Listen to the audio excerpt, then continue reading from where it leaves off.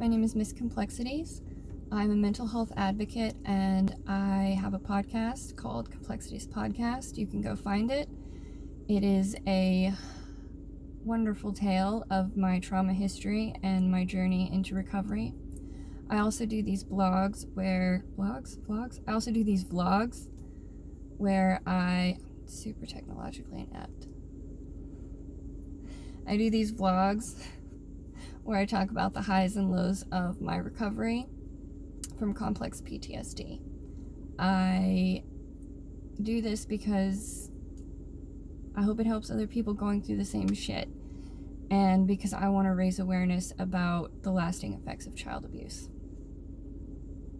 I practiced that intro like 5 times. I'm gonna get it one of these days. This vlog is gonna be about stagnation. And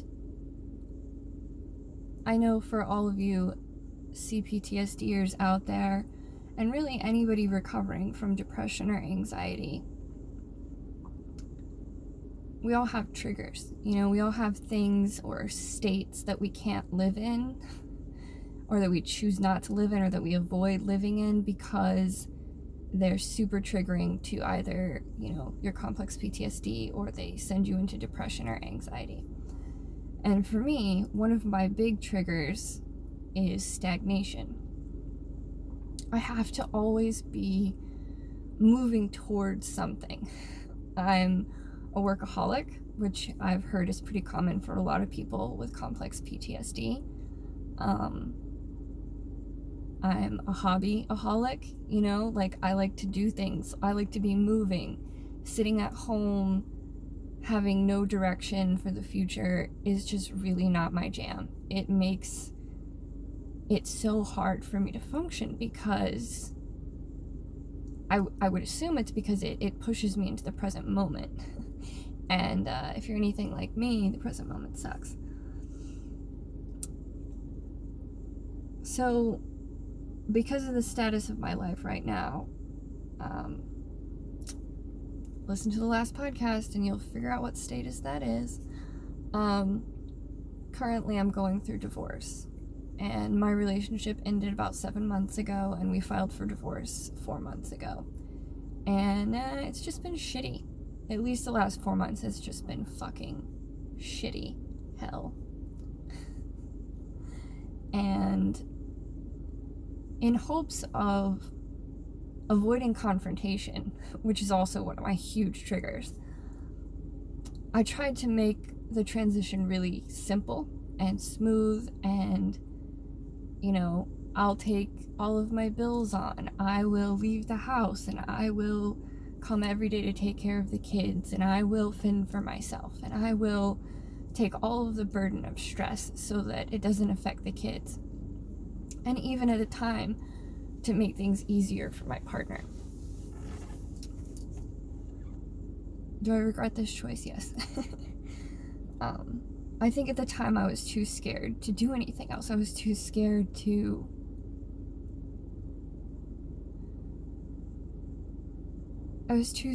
say, I'm not leaving the house, or, I wasn't capable of saying that, we're going to go about this the healthy way, and, we're going to split everything 50-50, and, I really have self-worth issues because I was raised by a narcissist, and that was drilled into my head, but I didn't foresee it going so wrong. I mean, you never really do, right? You never foresee this shit goes horrible. But all of my attempts to make things go smoothly didn't work. And ultimately, we've had to hire lawyers. And I've just been living in this limbo of, I can't really start my life over yet because we're still doing all of this. Filing an uncontested divorce that was hopefully going to be done in 30 days has led to 4 months of no resolution. And it's so stagnant. nothing is getting done, nothing is moving forward, and I feel directionless. And I don't do well without a direction, because then I'm being forced to sit with my feelings, and I'm being forced to sit with myself. And in the last 6 years of recovery, I've gotten a lot better at sitting with myself and actually admitting that I'm a person with feelings. Which, for some reason, I haven't had trouble confronting my feelings and being alone with myself for the past few months. It's really just been the lack of direction and not knowing, the uncertainty of my future. Another big trigger for me, uncertainty.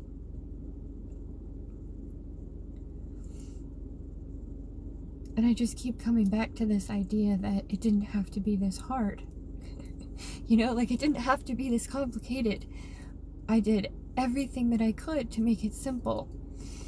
And it wasn't enough. It wasn't enough to make it go smooth. And now we're here.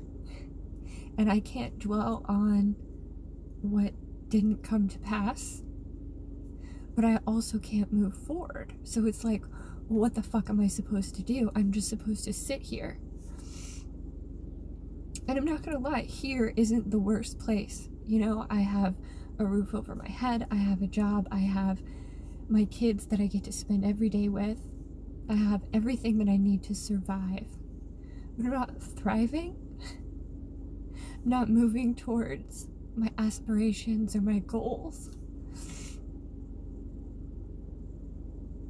And I think, like, I'm too motivated, I'm too goal-oriented. You know, the problems of being an INFJ Virgo, right? With the trauma history.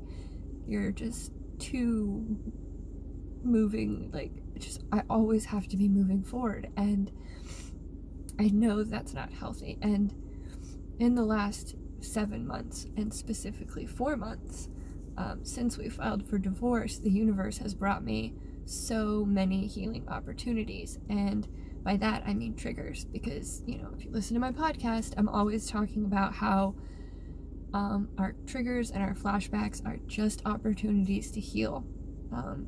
You just have to change your perspective from, this is the worst feeling and worst experience I've ever had, to, this is an opportunity for me to heal from the worst experience and the worst feelings that I've ever had.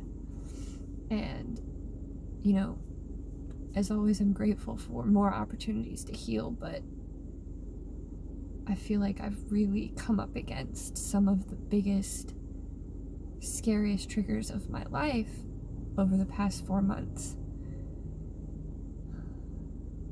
And I know that I made the right choice. I know this is exactly where I'm supposed to be. I know that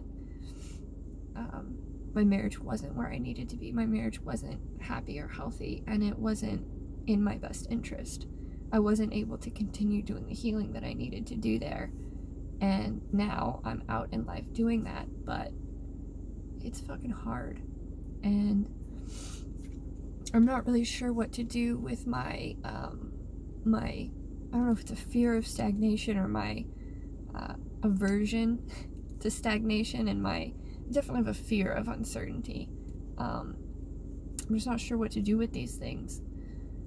And the recovery continues.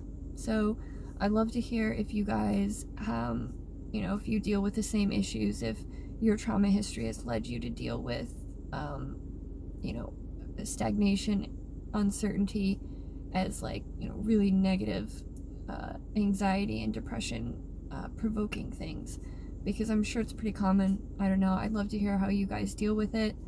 And I'm going to continue making more vlogs, not blogs, vlogs like this.